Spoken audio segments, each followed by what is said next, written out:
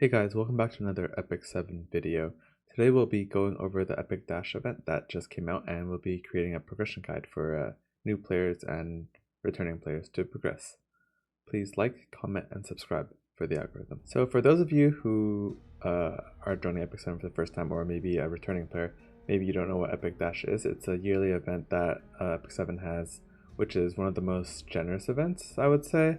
There's daily missions and weekly missions that you can complete in this pass for 6 weeks, and each mission gives you XP towards the pass and also some other goodies. So you can see the daily ones gives you leaves, so you get like 5 leaves a day, and the weekly ones give you there's leaves, catalyst boxes, and some charms.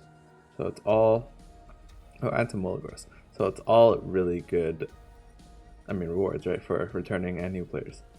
So the real kicker is all the rewards you get down here. So you can see, there's just overall a ton of goodies. So there's free summons, gear, charms, blue boxes, gear boxes, catalyst boxes, molas, more gear, just anything you can imagine, it's probably here. And there's a mana control enhancement ingredient, which is one of the new ingredients that let you automatically plus 15 a gear, and you can choose like one substat that it doesn't roll into. So like that's really good. I would save these for your otherworldly gear, and once you complete all that, you get to claim the reward here at the end of the week, I guess. Yeah. And for this week it would be a artifact selector. So each week has different rewards, different gear, and a different final reward. This is a hero selector on week 2. This is a maxed out selector, so the character's going to come fully awakened and plus 15. And generally the rewards in the track are the same. Oh, you see here you get even more. But yeah, let's go back on week 2. Okay, week 2 you get Astrium as well. You get more selectors. Week 4 has another maxed out selector, and at the end it's more ingredients and another selector, a limited selector, and another selector, more Astrium. So you can see like there are a ton of rewards to get. This limited artifact selector up to discreet hands, and the hero one would be up to Renek. So still insanely good value for new and old players. So yeah, you just complete these missions, which they're pretty easy missions, right? It's just your normal daily. So it's like check in, clear some content 20 times, complete 3 arena battles, and then the weekly ones are just using energy and doing arena and upgrading some equipment, reforging equipment, and just your dailies 5 times. So just by playing the game as you normally would, you would complete all of these missions every day, and you can get just a bunch of additional rewards.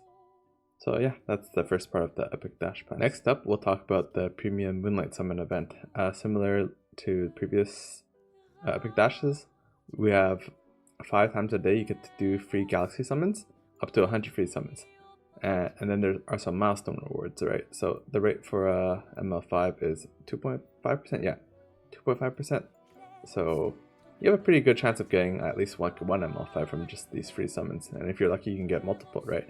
The milestone rewards are a random 5-star light character at 20, and then you get some hero summon tickets for 5-star, artifact summon ticket, and a hero summon ticket that are 5 stars. And then another goodie is at 100 summons, you get a random dark ML5. So if you're lucky, you can get a bunch of ML5s. If you're unlucky, you still at least get 2 minimum, right, from these random tickets.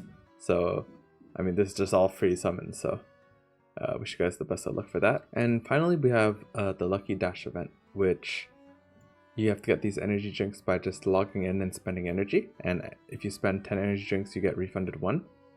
So when you have these energy drinks, you can basically use them to run a certain distance, and each run costs 1 energy drinks rather, and each 10 meters you run has a specific success chance of you making it towards the next 10 meters or just failing. And if you fail, you go back all the way to 0. So right now my best record is at 300. I have no more energy drinks, so I can't really show you, but basically, yeah, I'm at 300, and you have milestone rewards, right? So you have rewards for every few meters, and then there are initial rewards. I can't click on this one to show you, but there's a +9 gear right there, right? So there's initial reward, or no, that's +0, sorry. There's initial rewards for every 50 meters, I think. Oh, I can show here. So like I already passed this one and this one and this one. So these are already pre-upgraded. Like this is a 20 speed ring. I think everybody should aim for this one to get around at 300 meters. And if you need like a guide, I think Moriaism on YouTube has created like an in-depth analysis, so you can check them out for a guide on how to min-max this Epic Dash or Lucky Dash event and get your best odds from there. But basically you just run and you use these protection. There's like power-ups, right? So as you level up, you unlock power-ups, protection. So yeah, it says protects against failure when running. So for example, if I press run on this and it's at 60%, I have a 60% chance of going to 310 and I have a 40% chance of going back to 0. So if I use protection, it basically nullifies the failure. So I have 60% chance. If I get 60%, then I move to 310. But if I get that 40%, it consumes this protection and I stay here. Without the protection, if I failed, I would have went back to 0. And then there's a run up, which I can explain this. So when you press run up, it moves you back one step. So you see how my success chance for here is 60, but here I would move back one step and it would be 41%. So typically you only want to use this when your current success chance is really low, but the previous one is higher. So like here, I would never use this here because it lowers my chance of passing by a lot. Let's say, I guess for this one, I assume it would be like 55% or something like that. So what if I made it here to 310, I could consider using run up. It will move me back and the success chance will go to 60. But if it's successful, I run 40 meters more. So this is like a gamble. And then we have super lucky. I can't show you what it does from this, but here, yeah. So super lucky, you have to consume 3 energy drinks. Normally you just consume 1, and it just 100% moves you forward 30 meters. So this is really good to use when you're at like a break point, or when you're at a very, like for example, 41% is really low. Like you would never really want to use run up here. You could use protection, but super lucky is probably your best shot, because even protection, you have a 41% chance of just losing your shield for nothing. So I would use like super lucky and just boost myself up. And yeah, you can collect milestone rewards, and the spots where it says initial reward, once you collect it the first time, you'll be able to collect other gear. So like, for example, here, this is if you pass the initial reward like milestone again, it won't give you the gear, like these gears, but it'll give you like a lucky speed chest with a specific score based on how many meters it is.